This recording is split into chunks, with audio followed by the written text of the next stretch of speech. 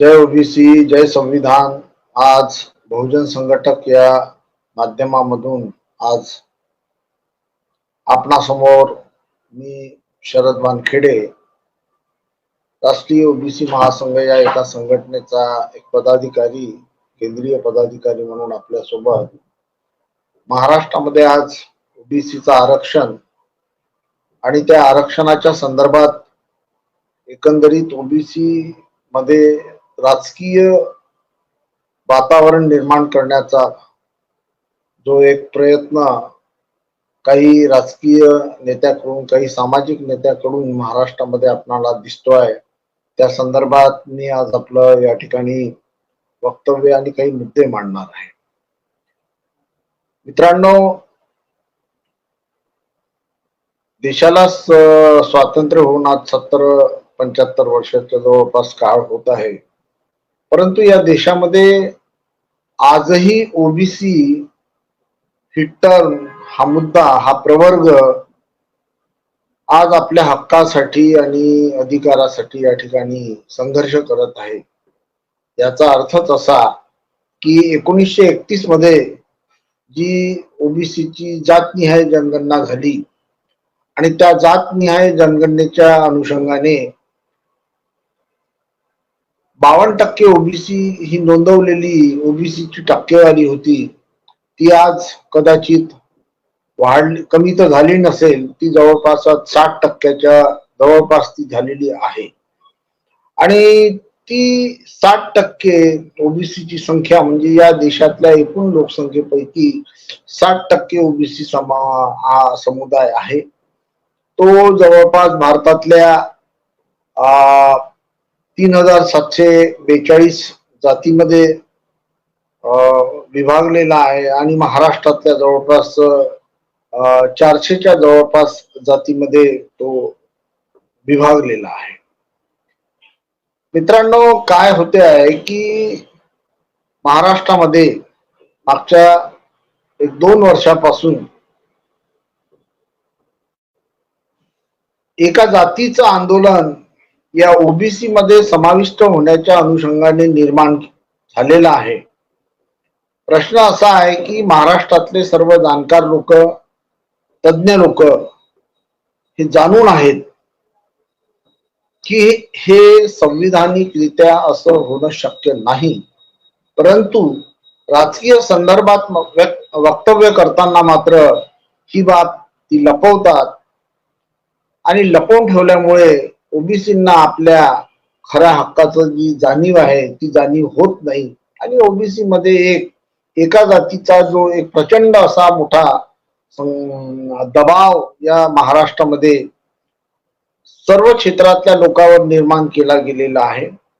आणि तो दबाव, त्या दबावाला एक भीती एक या ओबीसी समुदायामध्ये एक फार मोठी निर्माण झालेली आहे की एखाद्या जातीचा दबाव, एखाद्या जातीचा प्रश्न हा कालपर्यंत फक्त तो एका विशिष्ट अशा प्रदेशापुरता होता की आम्हाला 1967च्या अगोदरचे जर कुणबी दाखले आमच्याकडे असतील तर आम्हाला ओबीसी मध्ये समाविष्ट करण्यात यावं. या अनुषंगाने निर्माण झालेली जी समस्या आहे, सरकारने ती त्या संदर्भात निर्माण केली, म्हणजे सरकारने ती त्या संदर्भात मान्य केली आणि ज्यांच्याकडे ते दाखले होते, जे ओबीसी मध्ये समाविष्ट नव्हते, परंतु ज्यांच्याकडे 1967च्या पूर्वीचे कुणबी दाखले होते, त्यांना कुणबी प्रमाणपत्र देण्याची मान्यता शासनाने दिली आणि अशा पद्धतीने एका विशिष्ट प्रदेशासाठी ते दाखल्याची अवस्था या महाराष्ट्रामध्ये आपल्याला पाहायला मिळते. हे आंदोलन त्या इश्यू पासून, त्या मागणीपासून सुरुवात झालेलं होतं. पुढे त्या आंदोलनाचं स्वरूप जो आहे, त्या आंदोलनाचं स्वरूप असं बदललं की संपूर्ण एका जातीला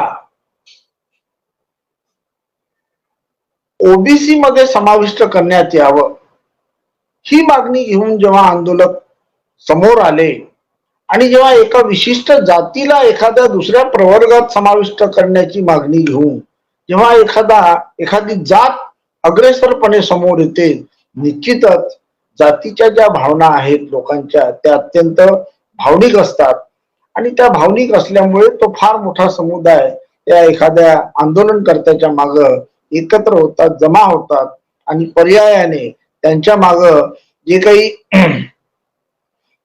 पाठबळ आहे ते पाठबळ सुद्धा निर्माण होते. कारण त्या पाठबळ देण्या मागे एक लोकांची भावना अशी असते की आंदोलनाला जर आपण पाठिंबा दिला, सहाय्य केलं, ते सहाय्य वेगवेगळ्या स्वरूप असतं, भावनिक असते, आर्थिक असते. ते जर आपण केलं तर कदाचित आपला हा जो संघर्ष आहे, ही जी लढाई आहे, या लढाईमध्ये आपण यशस्वी होऊ, अशी एक भावना एका विशिष्ट जाती मध्ये निर्माण झाली. आणि त्या जातीच्या आंदोलनकांनी नेमकं काय हेरलं की राज्यामध्ये नेमका मोठा समुदाय जो आहे तो ओबीसी समुदाय आहे आणि म्हणून त्यांनी सरळ सरळ मागणी करायला सुरुवात केली की आम्हाला ओबीसी समाजामध्ये समाविष्ट करण्यात यावे. आणि या मागणीने जेव्हा जोर घेतला, या मागणीने जेव्हा महाराष्ट्रामध्ये म्हणजे एक आरोही उठवण्यात आली, त्यावेळेस मात्र एकंदरीत ओबीसी समाजामध्ये कुणबी समाजाच्या या दाखल्यावरून फार मोठं आंदोलन सुरू झालं आणि त्या आंदोलनाला पर्याय देण्यासाठी मात्र महाराष्ट्राने मागील 2 वर्षामध्ये वेगवेगळे ओबीसी समाजाचे आंदोलन, वेगवेगळे समाजाची उपोषण महाराष्ट्रातल्या अनेक ठिकाणी महाराष्ट्रामध्ये ओबीसी समाजाचे उपोषण झाले, साखळी उपोषण झाले, आंदोलन झाली.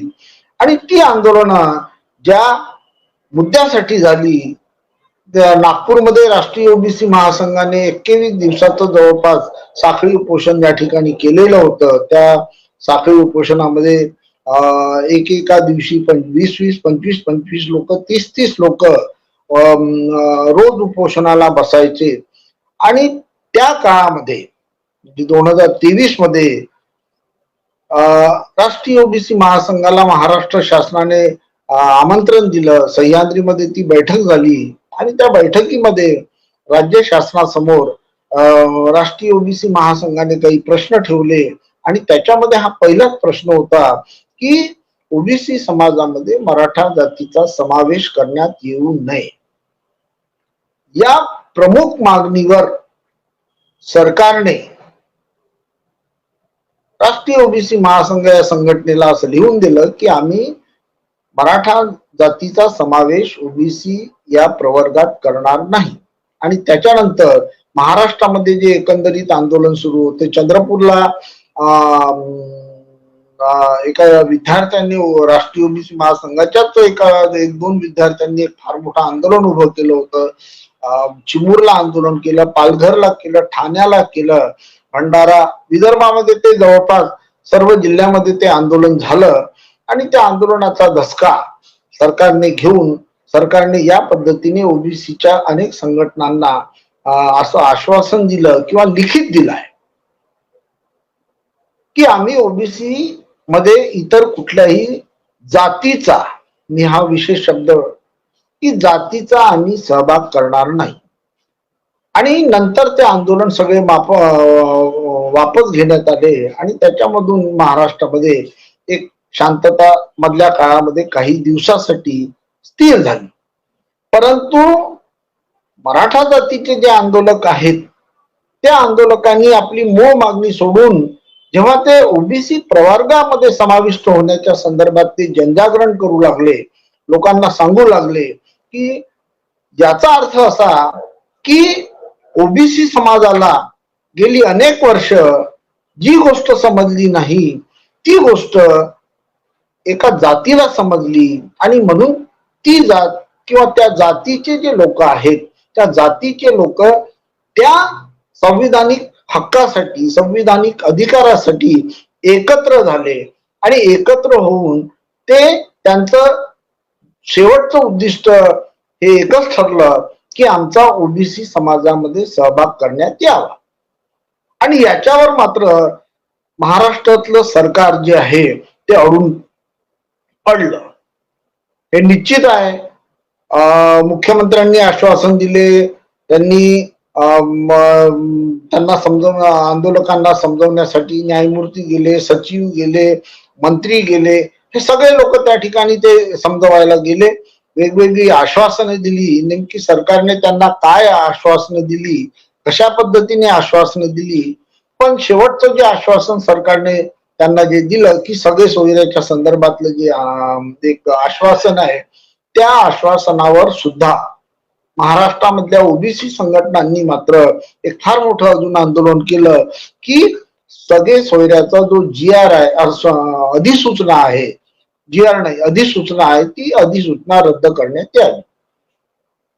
त्या अधिसूचनेचा जर अभ्यास केला आपण तर आपल्याला असं लक्षात येईल की आपल्या देशामध्ये पितृसत्ताक पद्धती आहे आणि पितृसत्ताक पद्धती असल्यामुळे आजोबा म्हणजे खापर पंजोबा, आजोबा, वडील, मुलगा या पद्धतीनेच आपल्याकडे जातीची मांडणी म्हणजे मिळते आहे आपल्याला, की म्हणजे वडिलाची जात मुलाला लागते, आजोबा खापर पंजोबाची जात आजोबाला लागते, आजोबाची जात मुलाला लागते, मुलाची जात त्याच्या मुलांना लागते, आणि अशा पद्धतीने एक सगळे सोयरे या संदर्भात ती एकंदरीत ती अधिसूचना जर काटेकोरपणे आपण वाचली आणि त्याचा अर्थ जर काढला तर सरकारने या पद्धतीने आंदोलकाची समजावणी केली.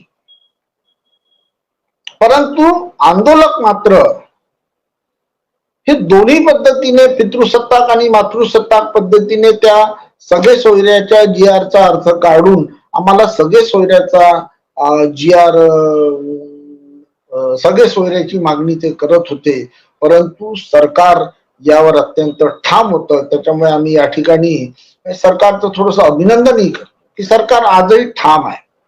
सरकार विधावस्थेमध्ये निश्चित आहे, परंतु ओबीसी मध्ये मात्र मराठा समाजाचा समावेश करणार नाही ही सरकारची भूमिका आस्थागायत कायम आहे. यावरून असा विश्वास वाटतो की सरकार संविधानिकरित्या अत्यंत म्हणजे सक्षम रीतीने एक एक पावलं टाकत आहे आणि या पद्धतीने सरकार दुसरंही काम करत आहे. सरकार विरोधकांना सुद्धा बोलवून त्यांची मतं घेण्याचा प्रयत्न करत आहेत.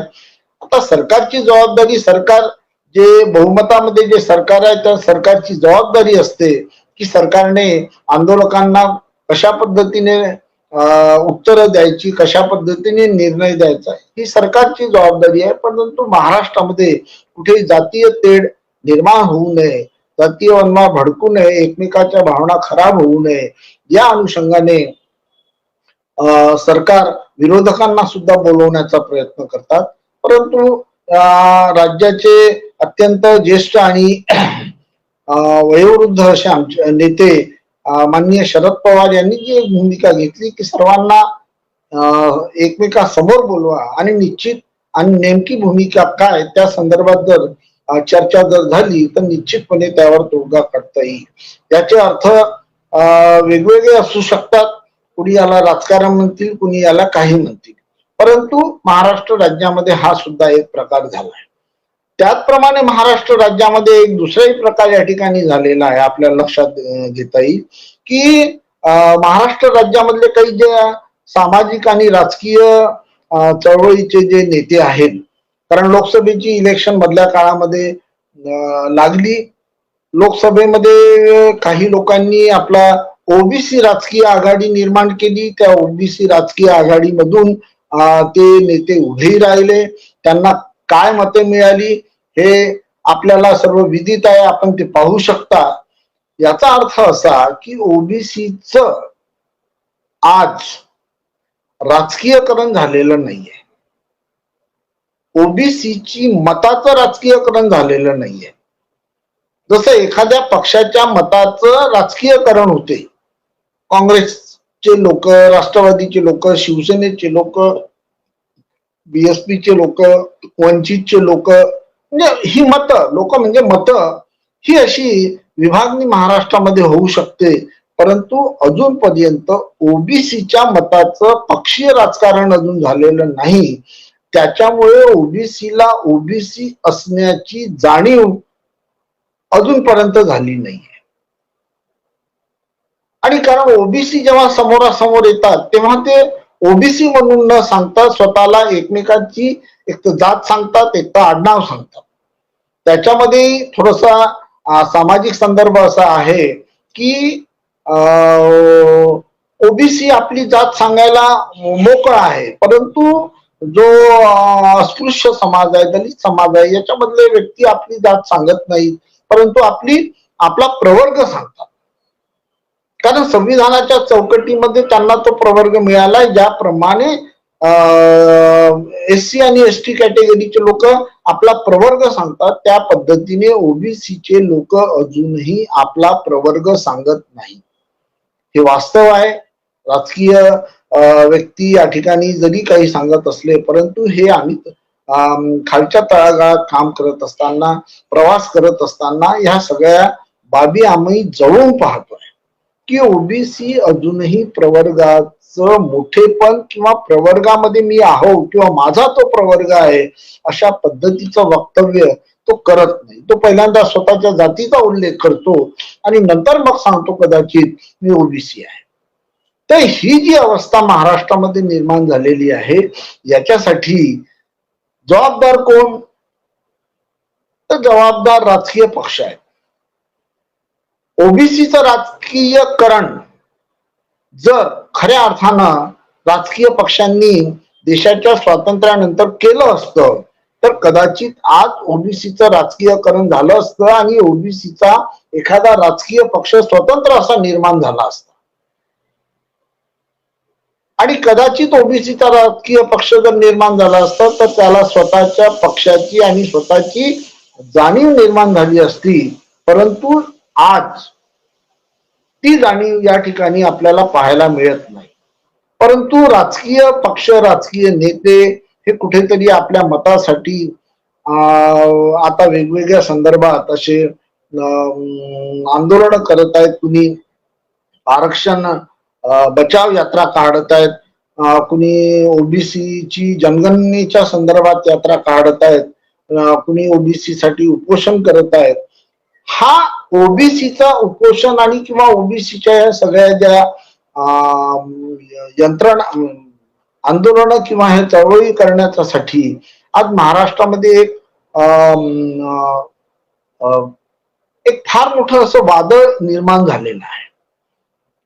जे लोक लोकसभेमध्ये होते, जे लोकसभेमध्ये पडले, असे लोक आज महाराष्ट्रामध्ये ओबीसी बचाव साठी बाहेर निघालेले आहेत. निश्चितच आम्ही त्यांचा विरोध करत नाही, आम्ही त्यांचं स्वागत करतोय, कारण ते ओबीसीच्या हक्कासाठी महाराष्ट्राच्या बाहेर निघालेले आहेत. ते कुठेतरी ओबीसीचं राजकीयकरण करण्याचा प्रयत्न करीत आहेत आणि त्याच्यामुळे त्यांच्या या कुठल्याही आंदोलनाचा साधारणतः ओबीसीने कुठलाही विरोध न करता तो समजून घेणे आवश्यक आहे. आणि हे जर ओबीसीला समजलं की आमची शक्ती ही काय आहे, परंतु ही शक्ती ओबीसीला अजूनही लक्षात न आल्यामुळे राजकीय पक्ष त्याचा वापर करत आहे. मित्रांनो, तुम्हाला लक्षात असेल की मंडल आयोग लागू झाल्यानंतर या देशामध्ये फार कमी ओबीसीच्या मागण्या आपल्याला पाहायला मिळतात. या ठिकाणी मी ओबीसीचे ज्येष्ठ नेते सन्माननीय त्या काळातले 1992-93च्या काळातले भुजबळ साहेब असतील किंवा मुंडे साहेब असतील, ज्यांना त्यावेळेस महाराष्ट्र ओबीसीचे नेते म्हणून ओळखायचा, आजही ते ओबीसीचे नेते म्हणून ओळखले जातात. आणि या नेत्यांनी ओबीसी हा शब्द त्या काळामध्ये नंतर 2011 मध्ये ओबीसीची जी काही जनगणना वगैरे झाली आहे ती ऍक्च्युअल जनगणना नव्हती, तो एक आर्थिक डाटा गोळा करण्याचा एक प्रयत्न होता. म्हणजे खरं म्हणजे ओबीसीची जनगणनाच झाली नाही, जातनिहाय जनगणनाच झाली नाही. जातनिहाय जनगणना हा इतका महत्वाचा फॅक्टर आहे की आज राष्ट्रीय जे नेते आहेत, राष्ट्रीय पक्षाचे जे नेते आहेत, आजच संसदेमध्ये मला वाटते त्यांनी अत्यंत मांडणी केलेली आहे की जातनिहाय जनगणना झाली पाहिजे. म्हणजे राष्ट्रीय आपल्या काँग्रेसच्या राष्ट्रीय नेत्याला जर असं वाटत आहे की आज ओबीसीची जातनिहाय जनगणना झाली पाहिजे किंवा जातनिहाय जनगणना झाली पाहिजे आणि आजच्या संसदेमध्ये हे जर मांडलं जात आहे, याचा अर्थ आज ओबीसीला कुठंतरी पॉलिटिकल असं करंट, ओबीसी मध्ये पॉलिटिकल करंट निर्माण झाला आहे आणि तो निर्माण करण्याचं काम हे सगळे राजकीय पक्ष करत आहेत. त्याचा फायदा निश्चितच ओबीसी मध्ये होईल, परंतु ओबीसीची जातनिहाय जनगणना फक्त ही एकच मागणी आहे का, हे सुद्धा राजकीय पक्षांनी या बचाव यात्रेमध्ये किंवा ओबीसीचं जनजागरण करताना सांगितलं पाहिजे की ओबीसीची फक्त जातनिहाय जनगणना ही मागणी नाहीये, तर ओबीसीच्या अनेक मागण्या आहेत. या सर्व मागण्या 92च्या नंतर जर सुटल्या असत्या या राजकीय नेत्याकडून सगळ्यांकडून, तर कदाचित आज या ठिकाणी ओबीसी मध्ये त्याच काळामध्ये जागरण झालं असतं. आज म्हणजे ही वेळ ओबीसी समाजावर नसती आली. आज ओबीसीच्या कोणत्या मागण्या आहेत, जर त्याचा थोडक्यात आपण एक विचार केला तर आपल्याला असं लक्षात येईल की मध्ये 2021 मध्ये सुप्रीम कोर्टाने ओबीसीचा जो इम्पिरिकल डाटा वगैरे हा प्रश्न म्हणजे सरकारकडे टाकला होता, त्या काळामध्ये परत ओबीसीचं वादळ निर्माण झालं होतं आणि आजही ओबीसीचं जे आरक्षण आहे, राजकीय आरक्षण आहे, ते राजकीय आरक्षण आज धोक्यात आहे, अडचणीत आहे. एससी आणि एसटीचं आरक्षण कायम आहे, परंतु ओबीसीचं राजकीय आरक्षण महाराष्ट्रात कमी होण्याची शक्यता आहे. आजही ही केस सुप्रीम कोर्टामध्ये प्रलंबित आहे आणि त्याच्यामुळेच आज महाराष्ट्रामधल्या महानगरपालिका असो किंवा ह्या असो, या आजही निवडणुका थांबलेल्या आहेत. म्हणून याच्यावर वेगळ्या पद्धतीने जर मागणी करायची झाली तर पंचायत राजच्या कलम 243D(6) आणि 243T(6) यानुसार ओबीसी प्रवर्गाला जर 27% आरक्षण जर दिलं तर संपूर्ण देशामध्ये पंचायत राजनुसार ओबीसीला 27% आरक्षण मिळू शकते. परंतु याची पहल जी आहे, याची सुरुवात ही केंद्राने करायची आहे. केंद्राने जर याची हे केली तर हा जो मुद्दा इम्पिरिकल डाटाचा, हा इम्पिरिकल डाटाचा मुद्दा आज महाराष्ट्राला, मध्य प्रदेशाला आला, राजस्थानला आला, म्हणजे प्रत्येक राज्याला या पद्धतीने हा प्रश्न समोर येणार आहे आणि म्हणून या ठिकाणी ही सुद्धा मागणी राजकीय पक्षांनी, राजकीय नेत्यांनी त्या ठिकाणी करणे आवश्यक आहे. आज देशाचं बजेट पार पडलं. या देशाची लोकसंख्या 60% आज ओबीसीची. आज देशामध्ये ओबीसी विद्यार्थ्यांसाठी, मुलांसाठी, मुलींसाठी वसतिगृह नाही आहेत. ही गोष्ट सुद्धा आज या ठिकाणी महत्वाची आहे. म्हणून या ठिकाणी ही सुद्धा मागणी राजकीय पक्षांनी किंवा त्या नेत्यांनी करायला पाहिजे की ओबीसीच्या मंत्रालयाची स्थापना ओबीसीच्या हितासाठी करण्यात यावी. 60% लोकांचं प्रतिनिधित्व करणारी एखादी संस्था केंद्रामध्ये का निर्माण होऊ नये, हा प्रश्न जेव्हा राजकीय पक्ष कुठेतरी आणतील तेव्हा ओबीसीला माहित होईल की आम्हाला हे अधिकार आहे, आमचे हे अधिकार आहेत की आम्हाला हे मंत्रालय मिळू शकते. अशा पद्धतीने अशा खूप साऱ्या योजना आहेत. अजूनही महाराष्ट्रामध्ये किंवा देशामध्ये 13 सप्टेंबर 2017 पासून जी ओबीसीची क्रीमी लेअरची मर्यादा आहे ती 8 लाखच आहे. ऍक्च्युअल क्रीमी लेअरची जी मर्यादा आहे ती असंविधानिक आहे. ती असंविधानिक म्हणजे ती संसदेमध्ये पारित न होता ती कोर्टाने ती आपल्या ओबीसी समाजावर लादलेली आहे. परंतु ती जोपर्यंत केंद्र सरकार या पद्धतीने कायदा करून रद्द करणार नाही, तर तोपर्यंत कमीत कमी ती क्रिमी लेअरची मर्यादा 20 लाखापर्यंत तरी करण्यात यावी, अशा पद्धतीची जी मागणी आहे, या अशा पद्धतीची मागणी महाराष्ट्रामध्ये राष्ट्रीय ओबीसी महासंघ ही संघटना करीत आहे. ओबीसी सन्माननीय विरोधी पक्षनेते राहुल गांधी यांनी सांगितली की देशातलं जे बजेट आहे ते 20 लोक करतात आणि त्या 20 लोकांमध्ये एक ओबीसी आणि एकच मायनॉरिटीचा माणूस होता, एससी आणि एसटीचा माणूस नव्हता, म्हणजे व्यक्ती नव्हता त्या ठिकाणी. तर हे देशाचं अत्यंत दुर्भाग्य आहे की देशातल्या या एवढ्या मोठ्या जनप्रतिनिधीच्या प्रतिनिधित्व करणारे प्रतिनिधी देशाच्या बजेटमध्ये जर नाहीत, तर मग हे बजेट नेमकं कुणासाठी आहे, हा प्रश्न सुद्धा ओबीसीच्या मनामध्ये कुठेतरी निर्माण झाला पाहिजे. आणि हा प्रश्न आणि असे अनेक प्रश्न ओबीसीच्या मनात जोपर्यंत निर्माण होत नाही, तोपर्यंत ओबीसी मध्ये त्यांची सामाजिक, त्यांची राजकीय ही जाणीव आहे, ही जाणीव निर्माण होत नाही. मित्रांनो, ओबीसी हा पक्ष मराठा या जातीच्या अनुषंगाने फक्त महाराष्ट्रामध्येच आहे अशातला भाग नाही. ओबीसी ही टर्म संपूर्ण देशातल्या राज्यामध्ये आहे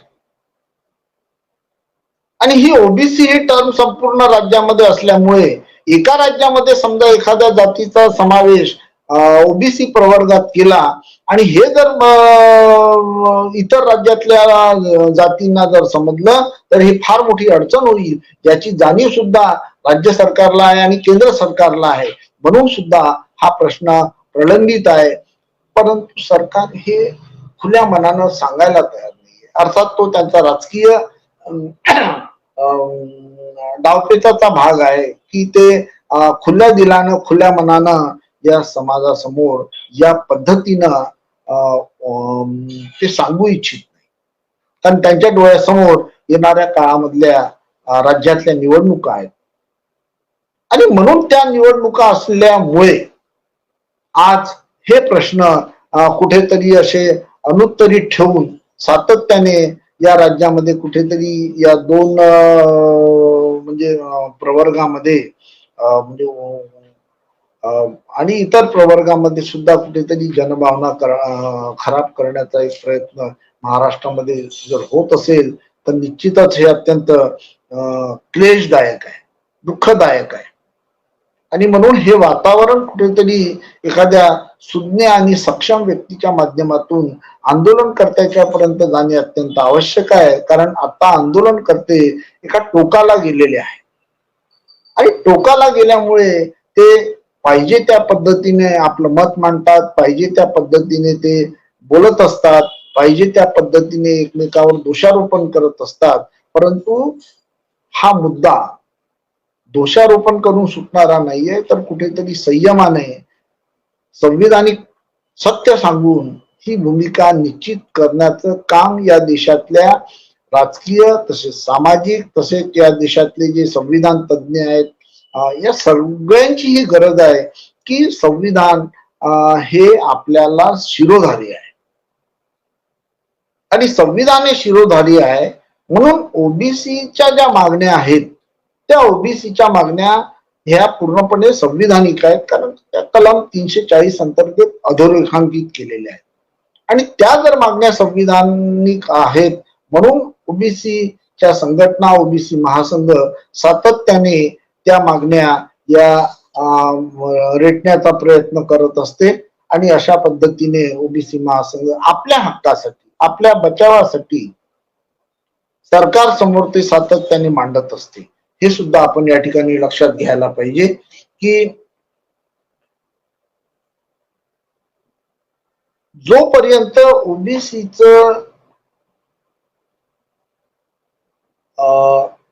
म्हणून राजकीय करण होणार नाही, तोपर्यंत ओबीसी मताचा प्रभाव निर्माण होणार नाही.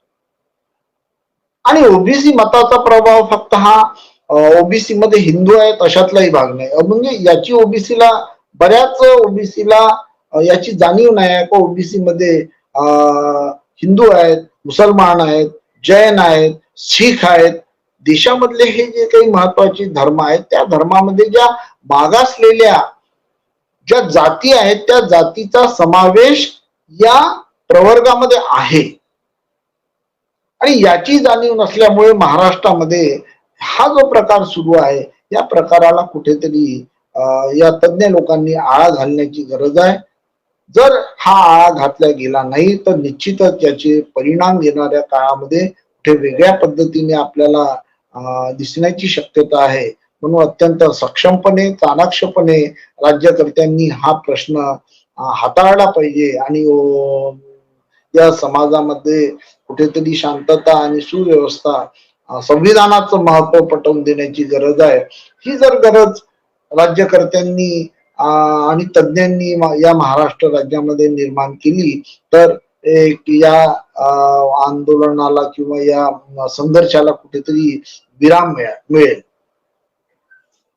परिणाम काय होईल जर या पद्धतीने केल्या गेलं नाही तर लोकांमध्ये आरक्षणाविषयी कुठेतरी चीड निर्माण होईल. ती चीड काही लोकांमध्ये तशी पूर्ववत आहेच, परंतु हे आरक्षण याचा अर्थ आम्ही काही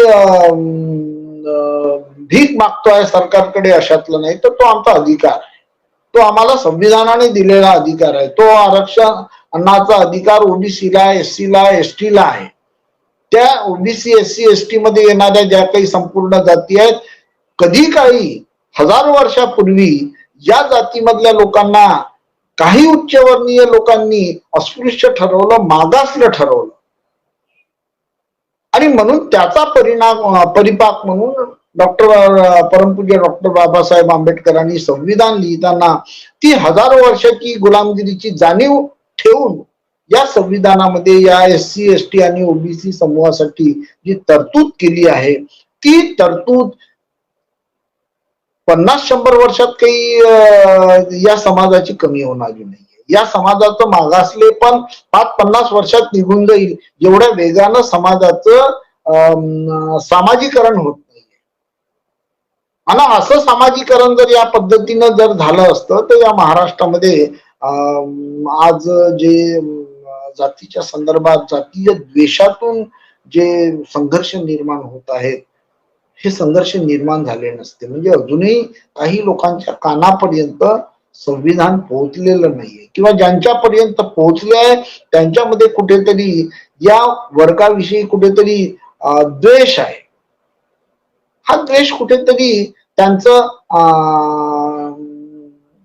शिक्षण, त्यांना मिळणारी जी त्यांना संविधानाविषयी जी जाणीव आहे, संविधानाची माहिती जोपर्यंत त्यांना होणार नाही, त्या देशातली जी सोशल इंजिनिअरिंग आहे, ही सोशल इंजिनिअरिंग जोपर्यंत ते समजून घेणार नाही तोपर्यंत त्यांच्या मनातील दोष हा कमी होणार नाही. मी या ठिकाणी राजकीय वक्तव्य करणार नाही कारण मी कुठल्याही तसा राजकीय पक्षाच्या बाबतीमध्ये मी काही राजकीय पक्षाचा कार्यकर्ता नाही, परंतु मागील अनेक वर्षापासून ओबीसीचं संघटन चालवत असतो. ओबीसीच्या हक्कासाठी आम्ही सातत्याने प्रयत्नरत असतो आणि आमच्या राष्ट्रीय ओबीसी महासंघामार्फत जरी आम्हाला 2002च्या नंतर आम्हाला कुठल्याही सवलती ओबीसीच्या संघटना नसल्यामुळे ओबीसीचे नेते जरूर होते, त्यांनी ओबीसीचा आवाज जरूर मोठा केला, ओबीसी ही टर्म त्यांनी वाढवली, परंतु संघटितपणे शक्ती निर्माण न करता त्या मतावर मात्र ते एक राजकारण करत आले. हा सुद्धा या ठिकाणी महत्वाचा भाग आहे. पण राष्ट्रीय ओबीसी महासंघाने मात्र सातत्याने मागील 9-10 वर्षापासून ओबीसीच्या मागण्याचाच फक्त आणि फक्त ओबीसीच्या मागण्याचा साकल्यानं विचार केला आणि म्हणून आज महाराष्ट्रामध्ये जवळपास ओबीसीच्या हक्काच्या ओबीसीच्या मागणीचे 48 GR राष्ट्रीय ओबीसी महासंघाने काढले आहेत. हे सांगण्यास मला अत्यंत आनंद वाटतो. ही जी ओबीसी साठी या गोष्टी करण्याची गरज याचं समर्थन करण्याची गरज, या मागण्याचं समर्थन करण्याची गरज किंवा या मागण्या मागण्यासाठी जो पाठपुरावा करण्यासाठी या सर्व राजकीय पक्षांनी जर एक सहकार्य केलं असतं तर त्यांच्याही नावावर ह्या सगळ्या मागण्या निर्माण झाल्या असत्या. मागण्यासोबत आज मागण्याच्या संदर्भात महत्वाची मागणी म्हणजे ही की आज महाराष्ट्रामध्ये ओबीसीचे वसतिगृह आजही निर्माण झालेले नाही. जी आर निघाला जरूर आहे. सरकार म्हणते ते आम्ही 72 वसतिगृह झालेले आहेत, आम्ही केलेले आहेत, परंतु प्रत्यक्षात मात्र आजही काही हॉस्टेल किरायानं घेतलेले आहेत, काही हॉस्टेलमध्ये फर्निचरचं काम सुरू आहे अशा पद्धतीने सांगितलं जाते. परंतु सरकार अजूनही ओबीसीच्या वसतिगृहाच्या संदर्भात अजूनही अशी ठोस आणि निश्चित भूमिका आपल्याला दिसत नाही. तर किती जिल्ह्यामध्ये वसतिगृह झाले आहेत, किती जिल्ह्यामध्ये ते वसतिगृह झाले नाही, याचा अजून कुठेही लेखाजोखा नाही. परंतु राष्ट्रीय ओबीसी महासंघ सातत्याने या वसतिगृहाचा पाठपुरवठा सातत्याने आम्ही करत असतो. तर ही जी गोष्ट आहे, आज ही गोष्ट आज महाराष्ट्रामध्ये जे कोणी राजकीय ओबीसी आरक्षण बचावाची जी यात्रा काढत आहेत त्यांनी सुद्धा ही लक्षात घेणे आवश्यक आहे. याचं सुद्धा ते जनजागरण त्यांनी केलं पाहिजे. फक्त राजकीय स्वार्थासाठी नाही तर ओबीसीच्या माहितीसाठी, ओबीसीच्या हक्कासाठी जर या पद्धतीने राजकीय पक्षांनी जर आपल्या यात्रा काढल्या तर ओबीसीचं राजकीयकरण होईल. ओबीसीला जाणवायला लागेल की आपला खरा नेता कोण आणि म्हणजे दुसरा नेता कोण. हे जोपर्यंत ओबीसीला समजणार नाही तोपर्यंत ओबीसीचं मत एकवटणार नाही आणि जोपर्यंत ओबीसीचं मत एकवटणार नाही तोपर्यंत ओबीसीचं राजकीयकरण होत नाही. आणि ओबीसीचं राजकीयकरण न झाल्यामुळे मग ओबीसी मत हे वेगवेगळ्या पक्षाकडे वळतात आणि ते पक्ष त्यांना राजकीय पद देतात. त्या पदामधून ते कुठेतरी प्रतिनिधित्व राजकीय पक्ष सांगतात की त्यांना आम्ही यांना प्रतिनिधित्व दिलं, यांना प्रतिनिधित्व दिलं. परंतु ज्यांना प्रतिनिधित्व दिलं जेव्हा असं म्हणतात तेव्हा ते एखाद्या व्यक्तीची ओबीसी मधली म्हणजे हा ओबीसीचा आम्ही व्यक्ती नेमला किंवा याला आम्ही नियुक्त केलं किंवा आम्ही निवडून आणलं अशा पद्धतीचं वक्तव्य राजकीय पक्ष करण्याचं टाळतात. म्हणजे राजकीय पक्ष आपली जी भूमिका आहे, जी संविधानात्मक तरतुदीनुसार आहे ते पार पाडत असतील, परंतु शेवटी लोकांना शोधावं लागते की हा ओबीसी आहे का, हा अमका आहे का. कारण एससी आणि एसटीचे जे क्षेत्र आहेत, विधानसभा असो, विधानसभेचे क्षेत्र हे अधोरेखांकित आहे. त्या क्षेत्रामधून येणारा तो व्यक्ती आहे, त्या क्षेत्रामधून येणारा तो व्यक्ती आहे. परंतु ओबीसीच्या संदर्भात मात्र हा प्रश्न निर्माण होतो की त्या क्षेत्रामधून येणारे व्यक्ती कोण आहेत. म्हणून महाराष्ट्रामध्ये गेली अनेक वर्ष विशिष्ट अशा एका जातीचं सत्ताकारण होतं हे सुद्धा आपल्याला नाकारता येत नाही. म्हणून राष्ट्रीय ओबीसी महासंघाने मागणी केली आहे की ज्याप्रमाणे एससी आणि एसटीचे विधानसभा आणि लोकसभा क्षेत्र राखीव आहेत त्याप्रमाणे ओबीसी समाजासाठी सुद्धा लोकसभा आणि विधानसभेचे क्षेत्र राखीव केले पाहिजे. ह्या मागण्या करायला आपण सुरुवात जर करू तर येणाऱ्या काळामध्ये काही 10 वर्षांनी, 20 वर्षांनी, 50 वर्षांनी कुठेतरी आपल्याला आपल्या हक्काची जाणीव होईल. आणि जोपर्यंत आपल्याला आपल्या हक्काची जाणीव होणार नाही आणि जोपर्यंत आपण संसदेमध्ये, विधानसभेमध्ये आपण आपला आवाज घेऊन जात नाही तोपर्यंत या ठिकाणी आपल्याला दुसऱ्या पक्षावर अवलंबून राहावं लागेल. आणि दुसऱ्या पक्षावर अवलंबून राहण्यासाठी मग मात्र आपल्याला जो पक्ष एखादी संघटना हे काम करते आहे ती निस्वार्थपणे करते आहे.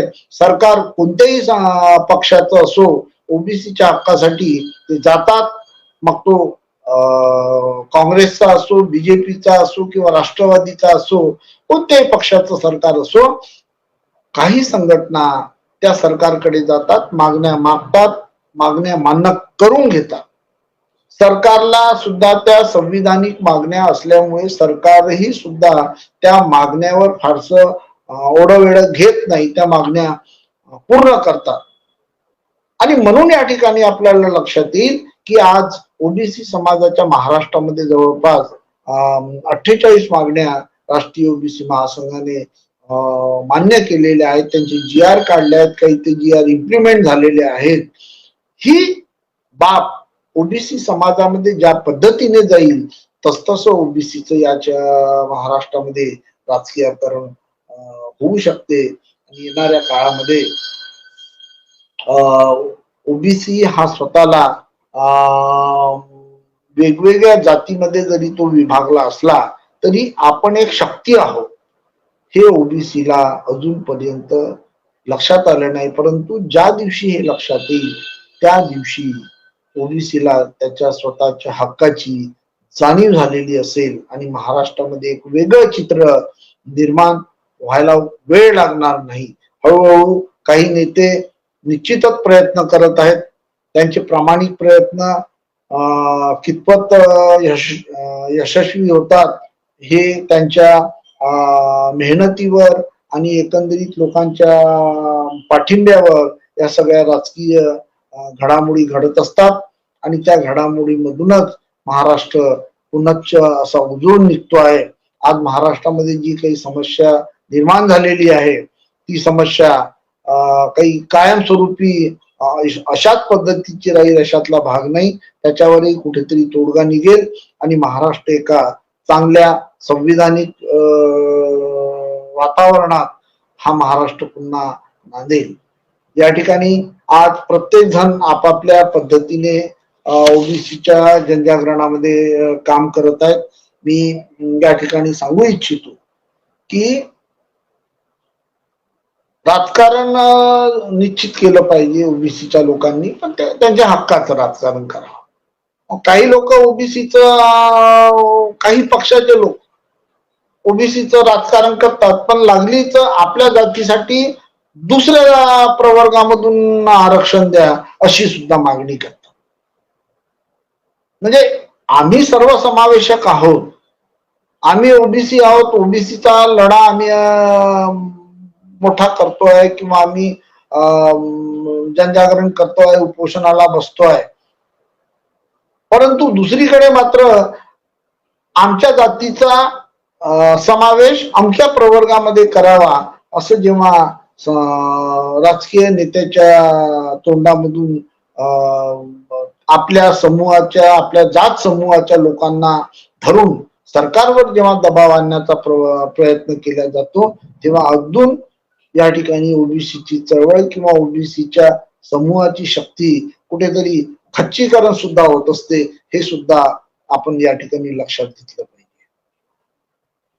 आणि म्हणून या ठिकाणी मी एकच मुद्दा मांडतो आणि माझं या ठिकाणचं आजचं माझं वक्तव्य थांबवतो की जोपर्यंत ओबीसी ला स्वतःच्या हक्काची जाणीव होत नाही तोपर्यंत या देशामध्ये परिवर्तन होत नाही.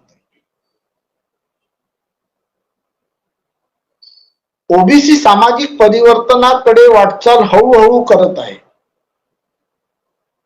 सामाजिक चळवळी चालवताना, ओबीसीच्या सामाजिक चळवळी चालवताना अत्यंत त्रास होतो आहे याची जाणीव आम्हाला आहे.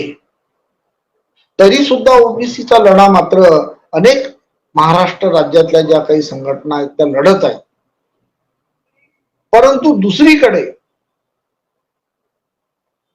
या ओबीसीच्या सामाजिक परिप्रेक्ष्यामध्ये दुसऱ्या ज्या संघटना आहेत त्या ओबीसीला कुठेतरी भरकटवण्याचा प्रयत्न करतात. हे सुद्धा तेवढंच खरं आहे. आज ओबीसी मध्ये हिंदू आहेत, मुस्लिम आहेत, जैन आहेत, शीख आहेत, परंतु ओबीसीचं हिंदूकरण करण्याचाही प्रयत्न या ठिकाणी महाराष्ट्रामध्ये होतो आहे. त्या ठिकाणी ओबीसीने सावध असावयास पाहिजे, ही सुद्धा एक बात महत्वाची आहे. आणि म्हणून या ठिकाणी ते तशा पद्धतीने झालं की परत ओबीसीचं या ठिकाणी खच्चीकरण होते आहे. आणि हे खच्चीकरण होऊ नये यासाठी सक्षमपणे ओबीसीने आपला सामाजिक मुद्दा, आपल्या हक्काचा मुद्दा घेऊन जर महाराष्ट्रामध्ये आपलं आंदोलन, आपलं राजकीय सक्षमीकरण जर केलं तर निश्चितच या महाराष्ट्रामध्ये ओबीसीची एक क्रांती होऊ शकते, सत्ता येऊ शकते. मी अशातला भाग म्हणत नाही, कारण महाराष्ट्र राज्यामध्ये जे पक्ष ज्या पद्धतीने आपल्या नेत्याची निवड करतात तो त्या पक्षाचा हे असतो, लुकआउट असतो. परंतु तो आपला जनप्रतिनिधी आपला आहे का, हे जर आपल्याला लक्षात घेतलं तर आपल्याला या पद्धतीने पुढची तयारी आपल्याला करता येते. आणि आपल्याला आपल्या मताचा कुठेतरी उपयोग करता येतो, हे सुद्धा या राज्यातल्या ओबीसीने समजून घेणे आवश्यक आहे. आज मित्रांनो, या बहुजन संघटकच्या माध्यमातून आज ओबीसीच्या मुद्द्यावर या ठिकाणी आपणाशी हितगुज करताना मला अत्यंत आनंद होतो. मी आपल्या समोर एक ओबीसीच्या ज्या काही मागण्या आहेत त्या मागण्याच्या संदर्भात काही गोष्टी सांगू इच्छितो की आज आपल्याकडे साधारणतः ओबीसीच्या केंद्र आणि राजकीय राज्य स्तरावर जवळपास 25-30 मागण्या आहेत. ओबीसीला त्या मागण्या माहीत असाव्यात, म्हणून या ठिकाणी मी सांगू इच्छितो की आजही महात्मा फुले, सावित्रीबाई फुले यांना भारतरत्न दिला गेला नाही. जे या राष्ट्राचे आणि ज्या या ओबीसी समाजाचे आमचे मायबाप आहेत, त्या मायबापांना भारतरत्न दिल्या गेल्या नाही, ही ओबीसी समाजासाठी अत्यंत शोकांतिक आहे. आज महाराष्ट्र देशामध्ये जवळपास 60% ओबीसी समाज आहे. त्या 60% ओबीसी समाजामध्ये जो ओबीसीचा व्यक्ती टॅक्स म्हणजे आयकर अधिनियमाच्या टॅक्स पेक्षा कमी आय जर त्याची असेल तर अशा व्यक्तीसाठी निशुल्क अशी शिक्षण व्यवस्था, निशुल्क अशी स्वास्थ्य व्यवस्था, आरोग्य व्यवस्था आज या देशामध्ये निर्माण व्हायला पाहिजे. ही सुद्धा एक फार मोठी मागणी आहे. लोकसभेमध्ये महिला आरक्षण बिल आलं, आम्ही त्याचं समर्थन करतो, परंतु ओबीसी महिलांना ओबीसीच्या टक्केवारीप्रमाणे त्या महिला विधेयकामध्ये कुठेतरी प्रतिनिधित्व मिळालं पाहिजे. ही सुद्धा आपली मागणी आपण या ओबीसीच्या जागरणाच्या संदर्भात, यात्रेच्या संदर्भात आपण मांडली पाहिजे. आज देशाचं फार मोठ्या प्रमाणात खाजगीकरण होत आहे. या खाजगीकरणामध्ये एससी, एसटी आणि ओबीसी या प्रवर्गातले सर्वच बेरोजगार अत्यंत हलाखीच्या अवस्थेमध्ये आलेले आहेत. म्हणून सरकारने या पद्धतीचं विधेयक आणलं पाहिजे की जेणेकरून या क्षेत्रामध्ये सुद्धा एक आरक्षणाची व्यवस्था करण्यात यावी.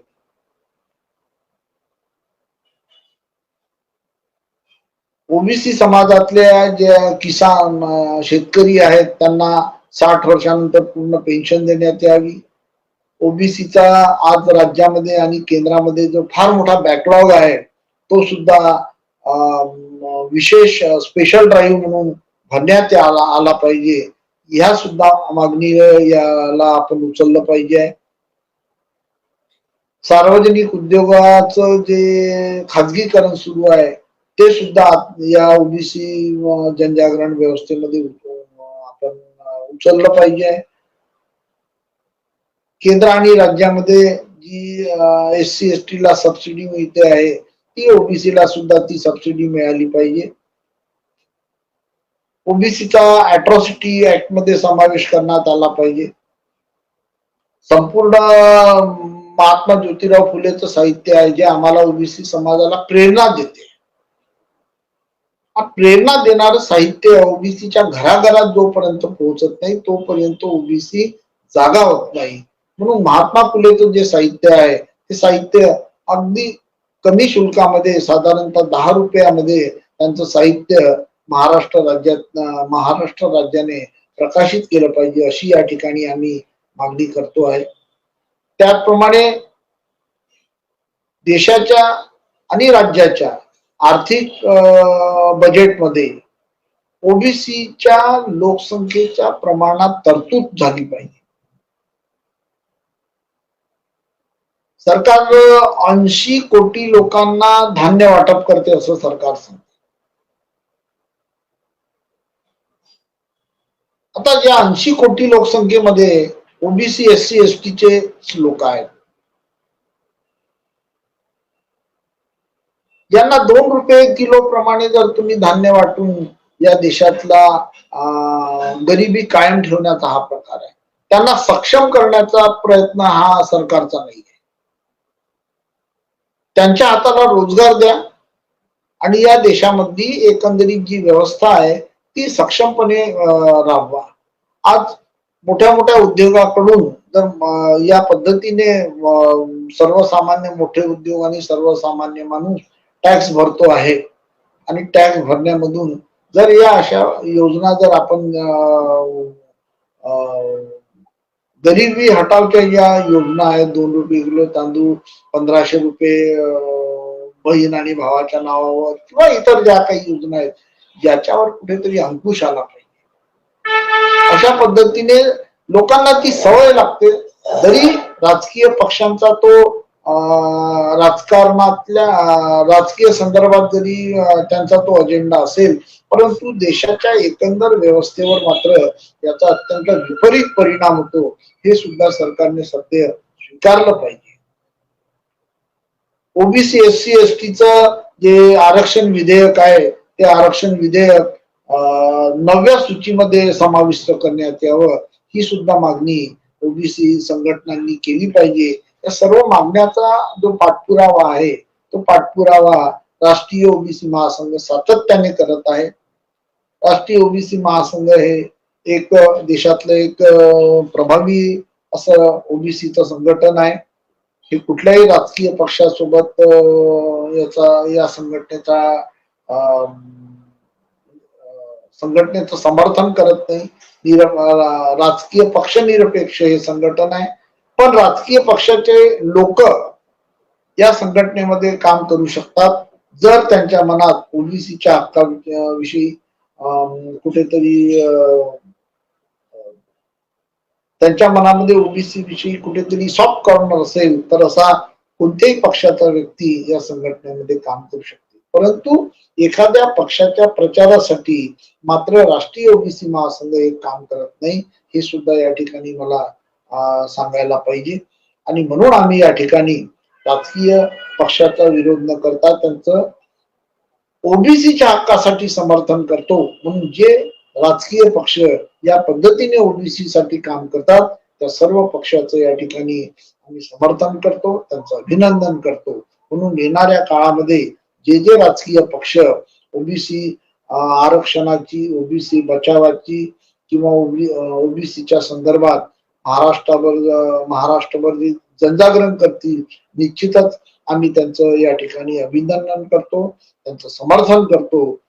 आणि या पद्धतीने त्या समर्थनाच्या ज्या यात्रा आहेत किंवा आंदोलन आहेत किंवा उपोषण आहेत त्या उपोषण सुद्धा हे ओबीसीच्या हक्कासाठीच आहेत असं मानून या ठिकाणी आज मी आपली रजा घेतो.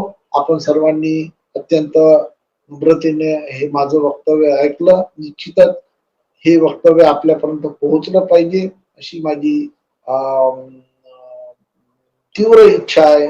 आपणास विनंती आहे की हा मेसेज हा संदेश आपण आपल्या बांधवापर्यंत निश्चितच पोहोचवावा अशी विनंती करतोय आणि माझ्या शब्दाला या ठिकाणी विराम देतोय. पुनश्च एकदा या ठिकाणी संविधान महत्वाचं आहे म्हणून जय ओबीसी आणि जय संविधान, जय भीम अशा पद्धतीचा नारा देऊन मी माझ्या शब्दाला विराम देतोय. धन्यवाद.